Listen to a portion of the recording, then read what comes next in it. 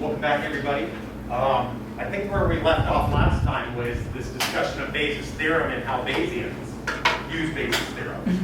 So I'm going to discuss a few notational things on this slide because I think this adds a lot of confusion, but there's nothing to be confused about. And I'll try to show you a few examples that people use slightly different notations sometimes, and there's good reasons for both notations.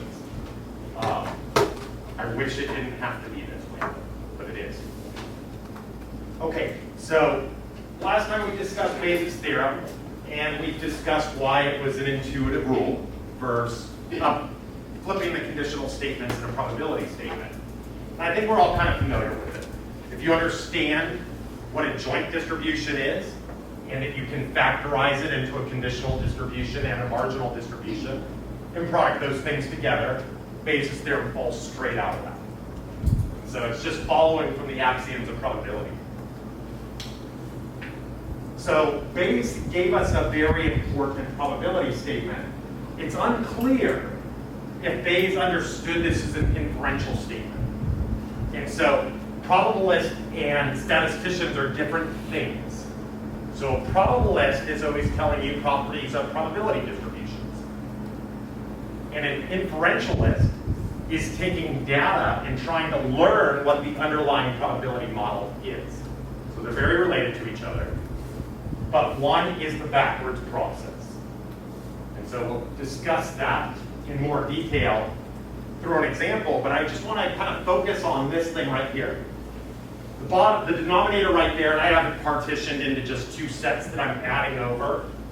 And if I could split that set of A and A complement into smaller pieces, and I could partition those pieces, then I could sum over those smaller pieces as well. So this is just kind of a simplified notation. This is very, very similar to that. And it kind of looks like Bayes' theorem, what we've written down. And I've written down this L right here, which is supposed to denote likelihood function. So somebody just real quickly, tell me what a likelihood function is a function of.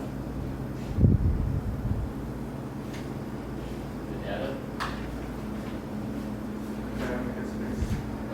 The other one. Yeah, it's an argument. You plug it in, but it's fixed in the equation. The data is fixed. So yeah, you're going to plug both things in, but which one do you treat as variable? You treat the parameter as variable. And in a probability distribution, you treat the data as variable. And the data actually has a very important property that it's a random variable. And so, and those are two different things. Random variables have certain properties. I.e., I can sum over the whole space and they add up to 1. And likelihoods don't have to do that. So let's just look at this notation a little bit more and get out of slideshow. We'll just stare at this equation right here. But these look kind of similar to each other. I'm going to write down Bayes' theorem a couple different ways with respect to a parametric model, and then I'll give you some examples. So let's just start with this. What is this likelihood notation? I also want to just ask real quickly before we get into this notation on the homework, I flipped this thing around and I said L theta given X, and X is taking the place of data. So I used a different notation on the homework from what I presented in this slide. Some of you are rightfully confused. Both notations are common. They're written differently. The operators that are being expressed mean different things in those cases, but the likelihood function still means the same thing. There's just an inconsistency in the notation. It has to be this way. I'll tell you why in a moment.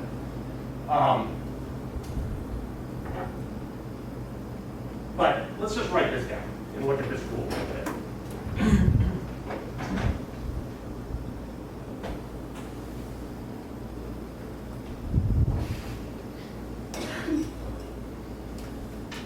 Super. Anybody see a stick of chalk anymore?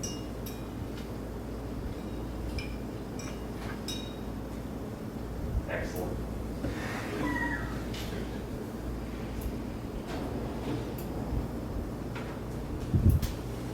I'm always worried about the technology failing me. It is a piece of chalk.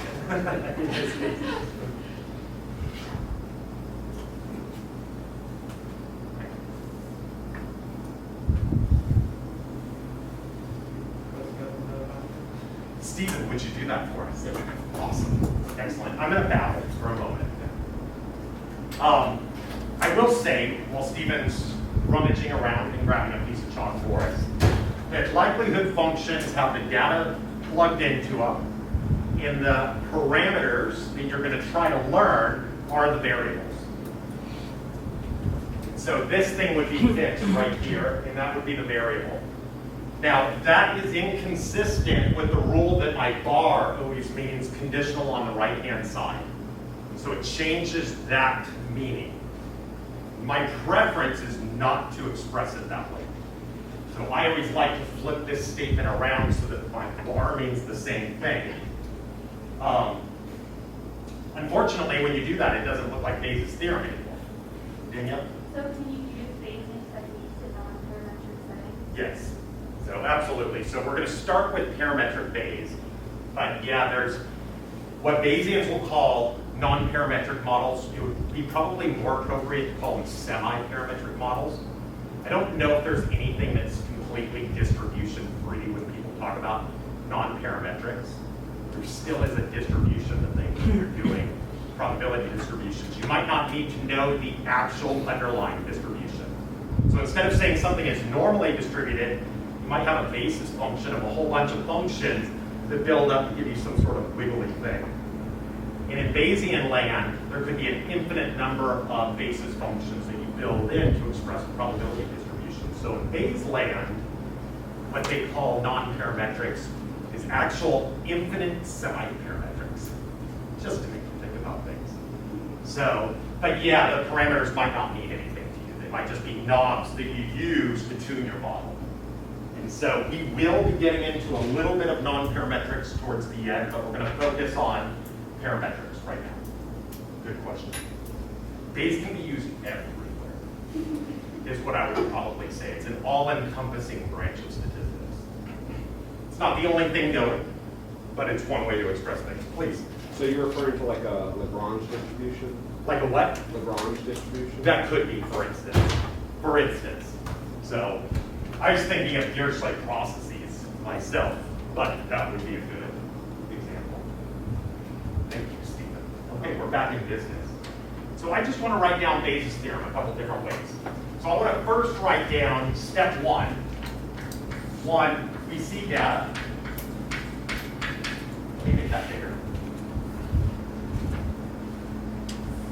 We observe data.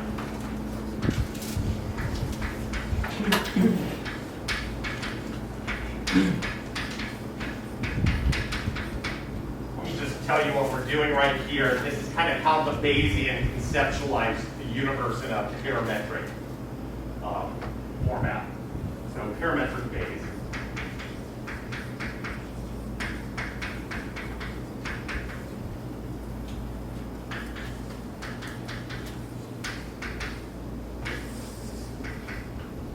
So we see data, and the model, and the data comes from at least what we conceptualize to be a parametric model.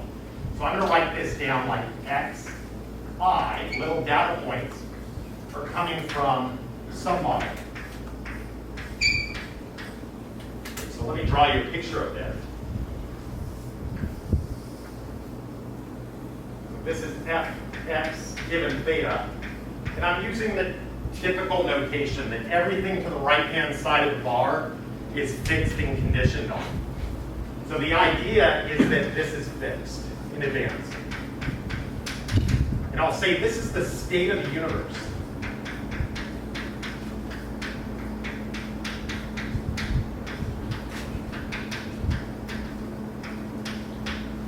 I'll give you examples of this as we go. Like one easy thing to think about is maybe f is a normal distribution and the parameters represent the mean and the variance of that model. And so if I say that data is normally distributed, I haven't defined which normal distribution it comes from. I've only discussed what the properties of the tails of that distribution really look like and how it concentrates mass.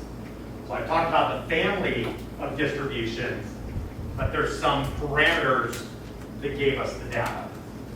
So I'll try to extend this to stuff that's non-normal, because the normal thing is a little bit probably the wrong thing to learn first because it looks like what everybody else does. So we want to distinguish what makes Bayesian Bayesians for our first example. So imagine I have some parametric model, and I'm going to think maybe x is continuous. Okay, so this is x right here. It's a function of x. This is f of x. And this is going to be a probability density. So this is a density PDF. So that's a probability density function. And when I say that, I know one thing immediately. That if I integrate over f of x, d theta, I integrate with respect to x, and I integrate over the whole universe of x's. So maybe this goes from negative infinity to infinity. So if I integrated this between negative infinity and infinity, this would equal to a magical number in mathematics. What is it? It's 1. So if I integrate over certain regions, so I'll call this omega tilde. So if I integrate over omega tilde,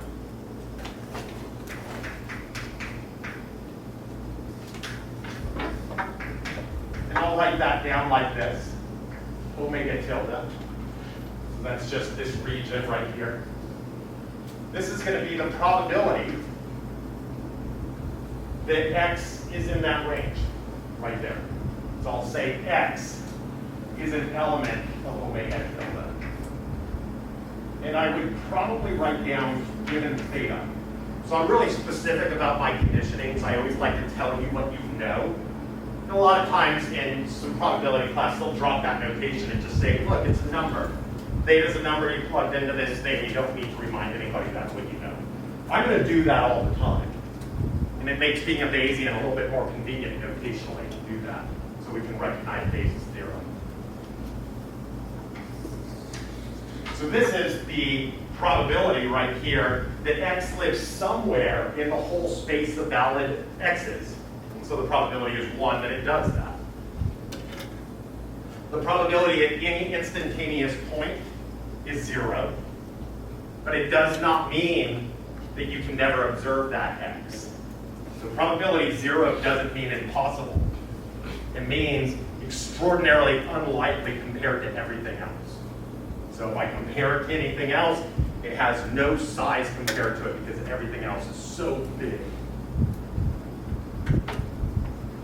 So probability is 1, probability 0. It doesn't mean certainty. It means I would place a strong bet on it happening, and it's going to happen that way. So unless you're just so unlucky, you'd never have to repeat that situation in your lifetime. So something to think about. So don't burn too many brain cells pondering probability 0. Okay. So we observe data from this model. So usually I tell you how many data points we observe from the model. So I'll write it down like this, where n is the number of data points. And theta is kind of telling me maybe where this distribution might be centered, you know, kind of maybe the shape of the distribution. So it would be telling me certain specific properties about this family of distributions. So, get rid of those. Just say by n data points, maybe n to me is like 10 or something like that. It's just going to be telling me that I've observed 10 things. So maybe a data point was right here. Maybe there was another one here. One of my other data points was here. Here's another data point right in here. Here's another one. So I'm just representing where those data points are. So this is maybe x1. This is x2. That's x3, x4, x5. Maybe I get another one. So you're fitting your PDF to your data points. What's that? So you're fitting your PDF to your data points. Yeah, I'm just saying there is a PDF. It already exists. And then I'm drawing a histogram of data points, and it closely aligns to the PDF. So that's probably another way to say it. So I'm not doing a kernel density smoother over a histogram. This is the universe. It already exists. I'm going to try to learn what it is based off of this histogram representation. So I kind of normalized my histogram so at least it looks like the same shape. And let's imagine there's 10 points or so on there. And so I don't get to see the whole curve. I get to see the data points. And I've just drawn this to scale just so you can see that the histogram kind of looks like this thing right here, but it's not going to be exactly. And if you have very little data, it's not going to look very much like that curve. And if you have a ton of data, it'll start to look like that curve. It will resolve that curve. Okay, so this is kind of step one. And this is how all statisticians kind of view the universe if they're going to do parametric inference. There's data that came from a parametric model. We get to observe it, and the name of the game is learn theta. Now, the real world's harder because we don't even know what f is. We have to build f. We might have good reasons for picking particular f's. And in this class, things are going to be a little bit of a fiction because we're going to assume we know what f is. Now, throughout this class, you might say, what if I don't know what f is? And then I'll tell you what I actually do for a living. So I check to see if the f's that I use make reasonable predictions. So usually there's this validation step when you're modeling. You kind of iterate and eventually build an f that you like. We'll talk about that later in class. Right now we get to know f, we don't get to know theta. Okay, so there's my PDF. I get to see this data.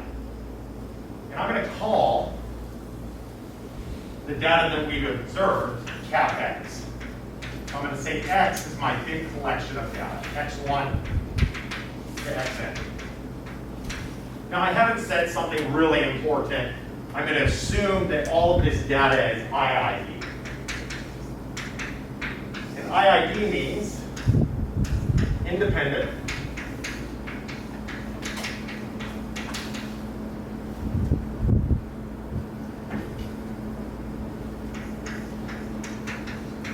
And identically distributed.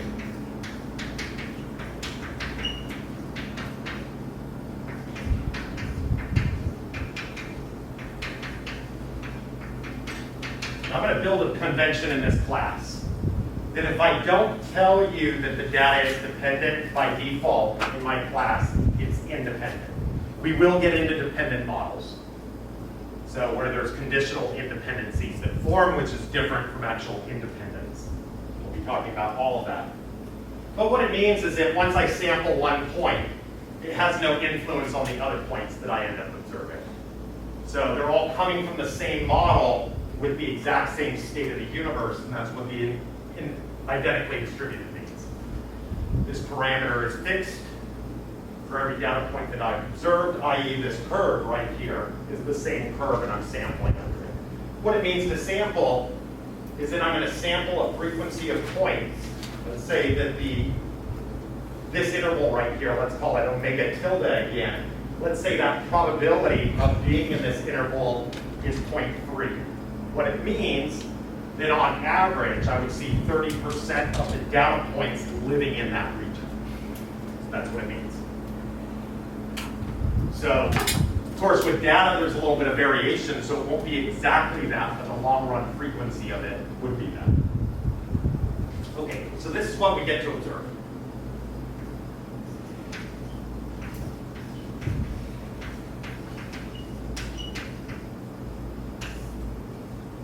We get to see this data. Step 2. We want to learn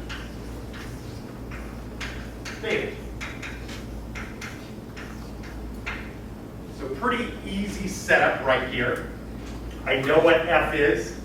We don't need to quibble over that. And the only reason I can do that is because we're in a classroom. So I can make you presuppose we know what that is. So this is our whole goal right here. And a lot of different statisticians have different procedures for learning theta.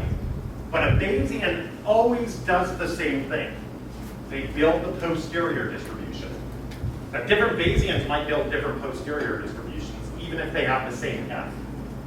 So, because there's this other ingredient, the prior distribution. We have to talk about that and what the properties of the priors are. That's what this whole class is about. So if I just left it as notation and said that's Bayes, we would be done.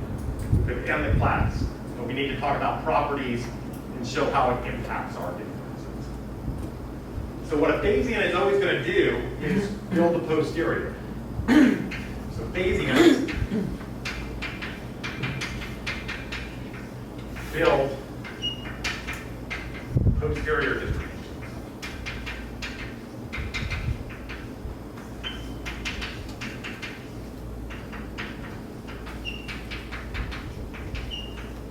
And I'm just going to write that down using some notation, pi beta given x. In statisticians, we have used notation all the time. Like, what's pi? It's just a different symbol. So it means some other distribution, some family of distributions. And it's conditional on the data. So I'm going to put a probability distribution on the thing we're trying to learn. And that in itself is inherently Bayesian. And it appeals to me. So I think that's how humans think. I don't know if that's true. I'm not even sure how I think, let alone how humans think in general. But what it means is I can come up with a degree of belief of where I think theta lives. I know what is big, 1. I know what is small, 0. And so, and of course, all of this is going to be determined by my prior. It's going to have some impact on that probability statement. But this is our goal. I'd love to express a probability on the thing I don't know, given the thing that I do know. So this is observed.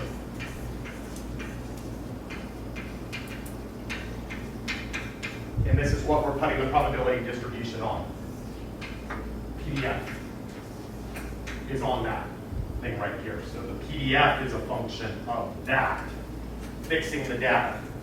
Of course, we're going to use our knowledge about F to do that. F tells us about the variation in the data, and that should be part of our inference. So what is a Bayesian going to do? They're going to apply Bayes' theorem. So how do we get this? Here's one notation. I'm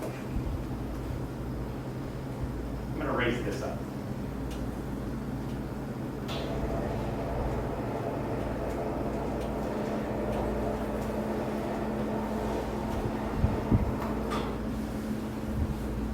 So to get this,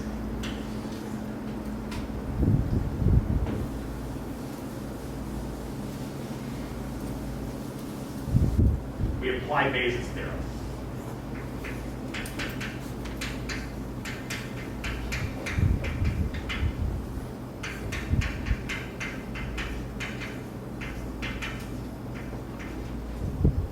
How do we do that? I take f of x. I'm going to fix that data. I'm getting it from this step right here. I plug this into this model. What f is this? It's that formula right here. So if you have the formula for the PDF, you're going to write that thing down and cram that x in there. I've got this argument theta over here. Here's my prior distribution.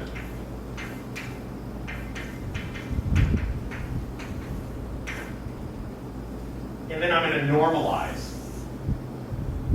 If theta were discrete, I'd use a summation sign. But since I'm kind of supposing it's all continuous, I usually do this by default. I usually assume things are on continuums. I'm going to integrate over that. So this is f of x, given theta, pi theta, and I'm just marginalizing away theta. So in our notation that we used on the slideshow, this is a little bit different from what I wrote down. This is going to be pi theta. So some people will explain this formula in different ways. So they might say, this is your state of knowledge about the universe, about theta, before you see the data, i.e., it's your prior belief. Now you might not like that already and say, what if I don't have any prior beliefs? It can also express your ignorance. That you're like, I don't really have any reason to favor one value of theta over the other. So it gives you a lot of flexibility. So I don't know if it's your exact state of knowledge of the universe. If you knew something, you could encode it there. But if you didn't know something, what you might want is, I'm going to use particular priors to make sure this has properties that I think are going to be useful. I.e., my estimation is going to be consistent. Maybe it's optimal coverage. Maybe it's transformation invariant. We have to talk about all those various properties. In one-dimensional problems, if theta were 1D, you can probably have lots of properties simultaneously.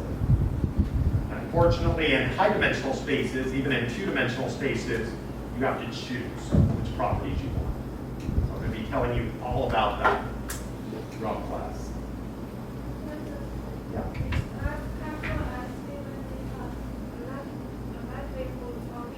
Yeah, so that's where I'm going with this. It is, because I plugged in x. X is fixed. If we think about this side of the equation, what's the random variable? Theta is. So on the left-hand side, theta is the random variable.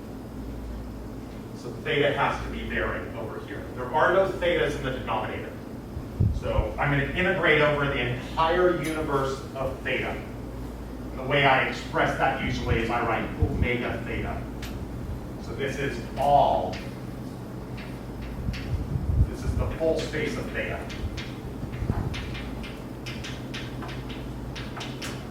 So anywhere theta has support, I integrate over all of that. That means there's no thetas over here because we integrated them out. This is the second biggest error people make in this class. Sometimes they work out their integrals, they integrate over something, and that parameter is still sitting in there after they've integrated it out. Big mistake. So really, this thing right here in the denominator, this is just f of x. So this is the marginal distribution of data.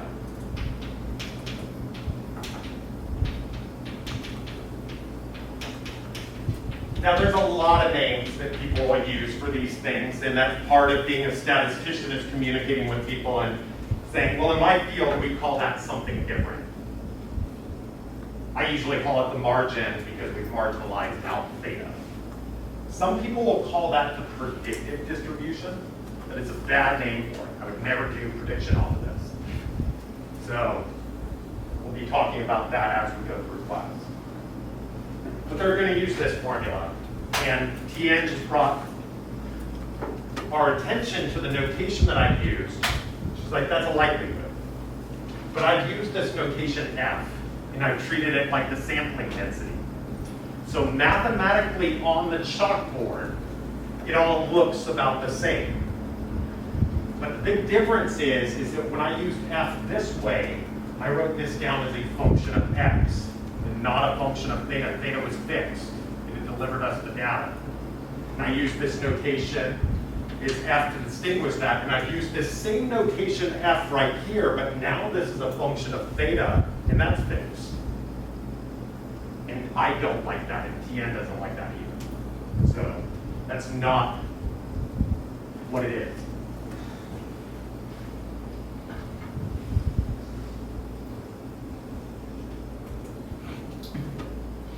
Shame. Do I have that right? It's one of those. No, I will get there. So, the name game always eludes me. Remind the class, what is your name? Do I have it right? Oh, I had it right. Okay, so I always second guess myself. The whole mask thing from last year really has me baffled. Okay, so excuse me as I call you guys the wrong names or even the right names, and I try to correct myself. I'll get it right by the end of the course. So this notation isn't very good because we're recycling the notation of F. So what we might like to do is just change that notation to L. That looks like Bayes' theorem. I could write it like this. And maybe that notation means to me this is always a function of the parameters. And that's what it does mean. The trouble with this notation right here is we've minced what the bar means. The bar, to me, always means the thing to the right-hand side is fixed. But in this expression, the thing on the right-hand side is variable.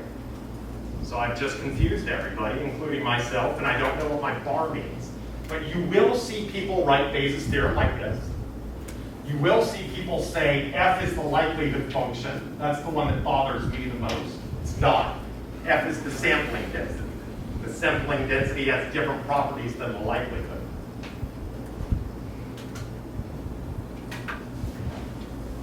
So I like this notation.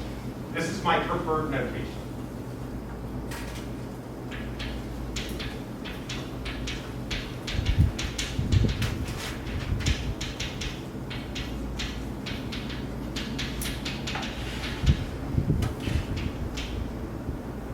My preferred notation is this. Pi theta given x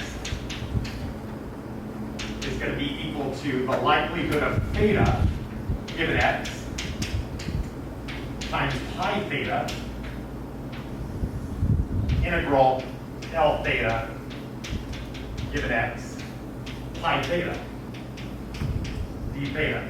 I like that because it lets me know that the bar, everything to the right-hand side is fixed and I'm conditioning on that. And everything is conditional on that bar, so I write that over here as well. The trouble with this notation is it doesn't look like Bayes' theorem anymore.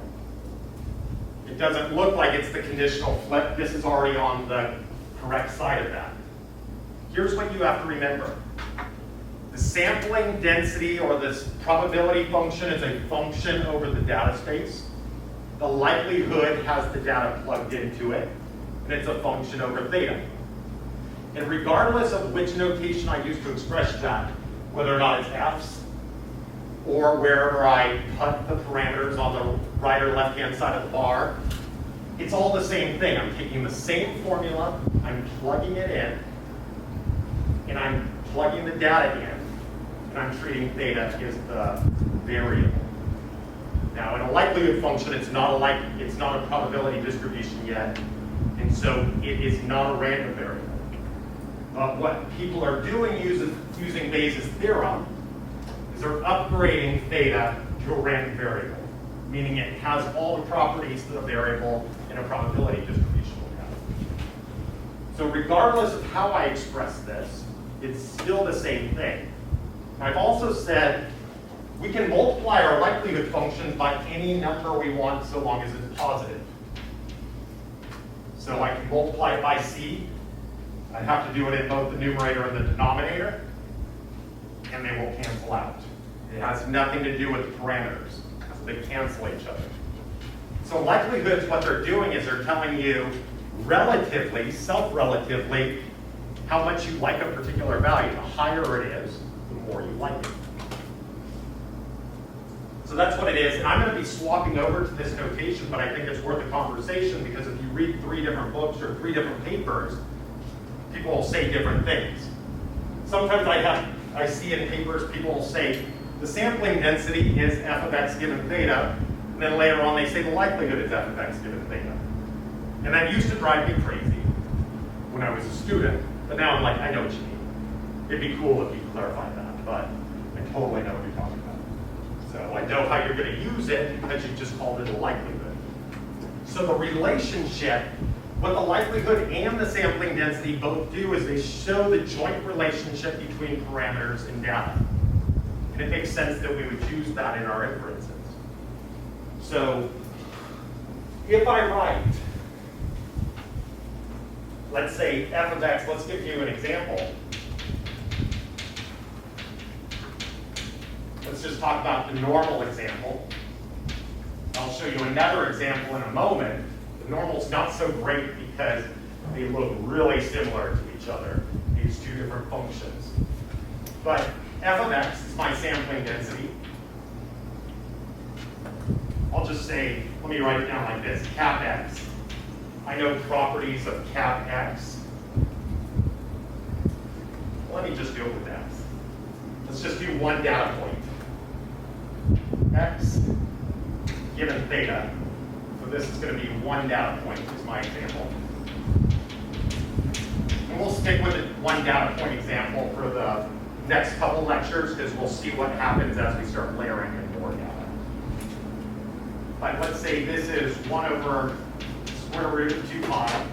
There's a parameter sigma in here, e to the minus 1/2 x minus mu squared over sigma squared. And let's say I get this data point from here. So I sample that thing out of there. So I'm being abusive with the notation quite intentionally. Let's say I write down my likelihood function. I write it down like this. And this is going to be 1 over 2 pi. I can multiply by this positive constant if I want. Sigma e to the minus 1/2 x minus mu squared over sigma squared. This is going to be PDF. And this is going to be the likelihood. Now, if I didn't know what sigma and mu were, I could get rid of that right here, and it's still the same likelihood function. But in a sampling density, this is helping us to normalize everything so that everything adds up to 1 when we integrate over it. These two formulas look exactly the same on the board. You cannot distinguish them from each other. So I have to tell you, using a new word, one's a density and one's a sampling, or one's a likelihood. So this is a function of x right here. And this thing right here for theta, I don't have a theta right here, so I need to tell you what it is. This is going to be mu and sigma. So this is a function of that parameter, and that parameter. So they're functions of different things, even though mathematically they look the same on the board. And that's what a likelihood is. So I don't care which notation you use. If you use Lx given theta, it's going to make it look and feel like Bayes' theorem. But if you use this, then you like the preservation of the conditioning part.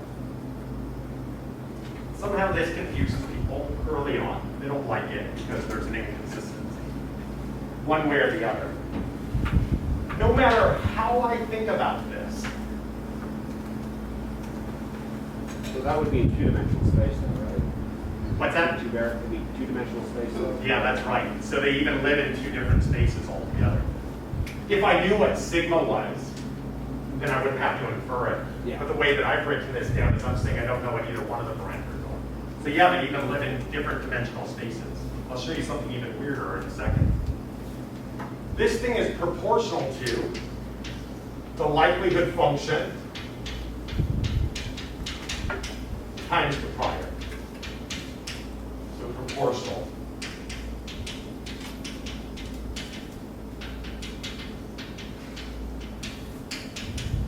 So what that means is I can multiply by any positive constant, and it's the same thing.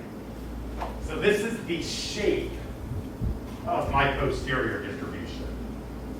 This thing right here makes it so it normalizes so that everything adds up to 1. That's what that piece is doing for us. But in reality, all of the inference is coming from this shape.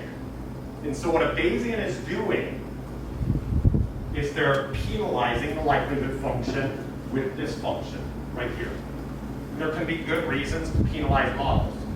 So Bayesians are penalized likelihoodists that like to interpret everything on a probability scale. That seems pretty good to me. The thing I like about this is this has all the joint relationships built into theta. So if this was high dimensional, 2-dimensional, it has the relationship between mu and theta in sigma. It's conditional on the data, and it has the joint relationship between the data and the parameters expressed. And I like that. That's the thing that created this mathematical function. This thing right here expresses the relationship between the x's and the mu's and the sigma. And it's keeping that in the formula. So that seems pretty good. And then we have to discuss why do we like certain penalties? And it depends on what you want to do with your analysis, why you would want to penalize particular ways. But again, this is just a long conversation about location. So what do you do on the homework? You take all of those little things in those different columns and you multiply them together. So the prior times the likelihood, and then I sum all those things up and I divide by it. That's my posterior. It's going to be discrete. And then to get the expectation, I just apply the typical sort of expectation thing to that posterior. Let me show you an example, another example. Let's just switch gears. This is the example I used a lot in my inference class. We'll go back to this a couple times, but I think it's fairly intuitive and it's worth a recap. Here's a new example. Example binomial. You write it here because I'm going to lose it once I drop the projector.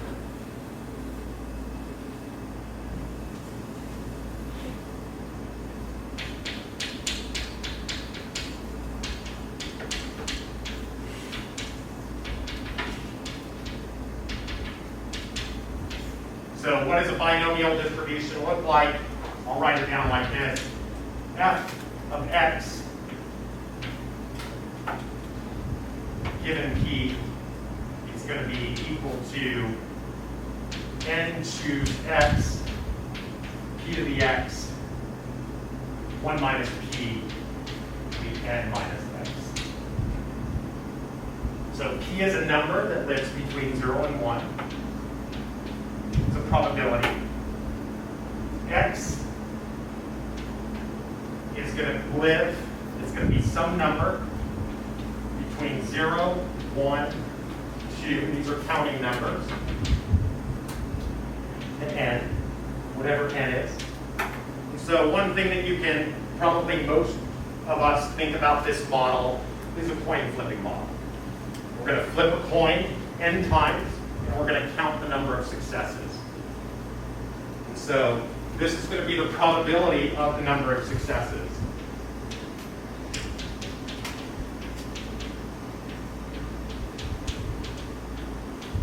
This is really a probability function. And I've used the old f just as standard notation to express that it's some function. And I've recycled f, and it's different from my old f. Statisticians do that all the time. Some of you might think it's more polite if I put PR here for probability to distinguish it from a continuous function. This is my worst habit in all my classes, is I always mince this notation up here. So, but I could give it some meaning. I could say this is the density of x given p, and I could define that down here. And sometimes I do that in my tables if I think it's helpful. We'll simplify things. So that's a discrete probability distribution. And the likelihood function, if I observed one data point of x and I plugged it back in, the likelihood would be a function of p's. So it's different. So p is the thing we want to learn. That's the probability of each coin flip landing ahead, if I encoded it that way. Let me show you what these two different things look like. So this formula could be the sampling distribution, or it could be the likelihood, depending on what's fixed. If x is the random thing, it's a sampling distribution. If x is plugged in and p is the thing that we're letting vary, then it's a likelihood function. But on the board, it looks exactly the same. Conceptually, they're totally different. So let me show you a picture of these.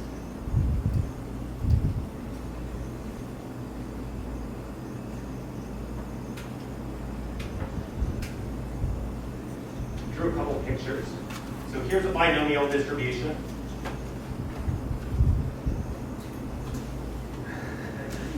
There it is.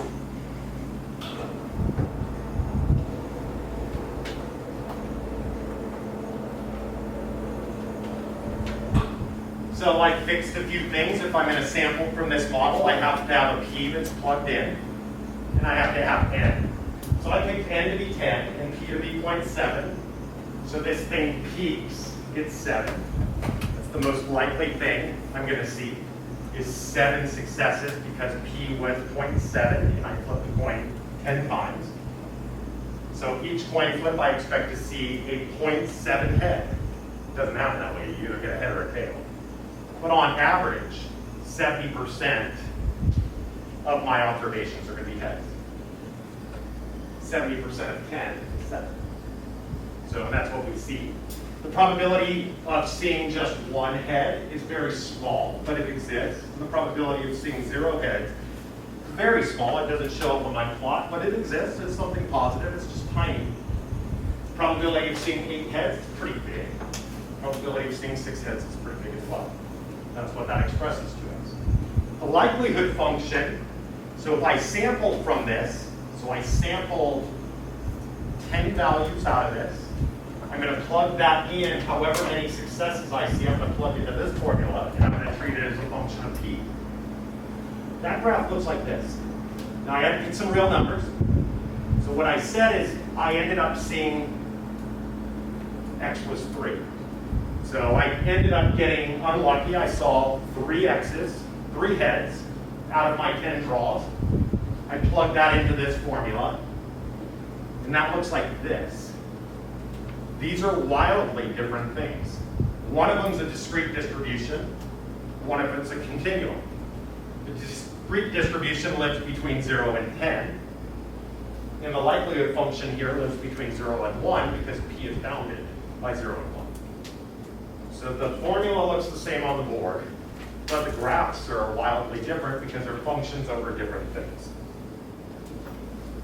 Hopefully I beat that to death and you guys understand the difference between a likelihood and a probability. Any questions about that? Either one of you. You go first. So, what exactly is the conceptual difference?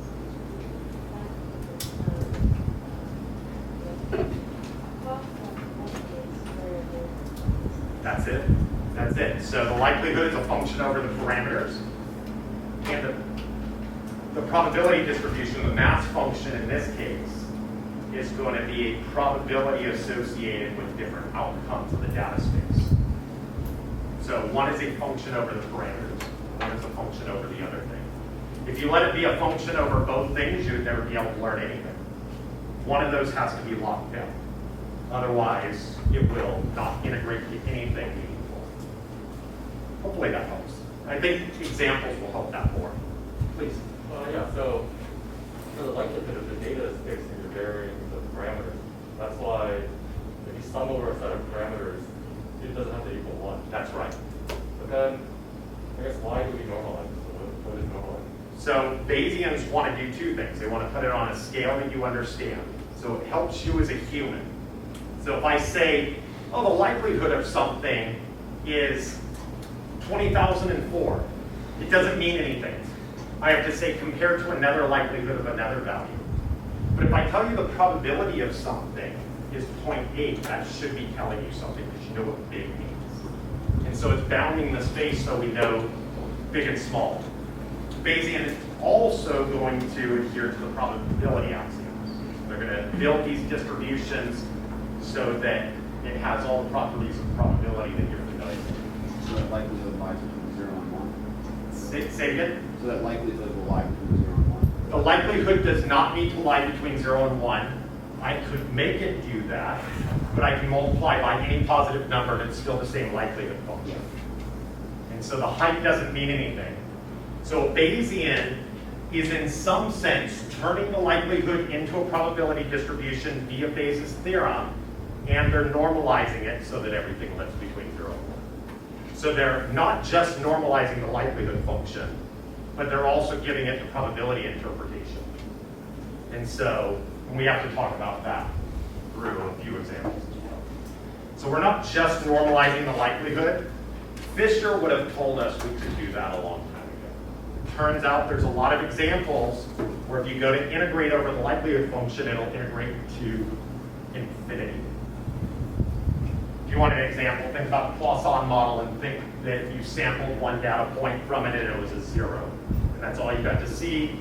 That likelihood will not normalize. So they're adding a probability interpretation and other properties through the properties of the problem. Okay, so we're going to come back to this next time. we're going to finish this analysis. What we need is a prior for this. We're going to plug our data into it. We're going to apply a prior, and we're going to see how flexible Bayes is. And then we're going to spend a few classes just working through some examples and getting familiar with it before we do anything. This is the crux. Thanks, you guys. Have a great weekend.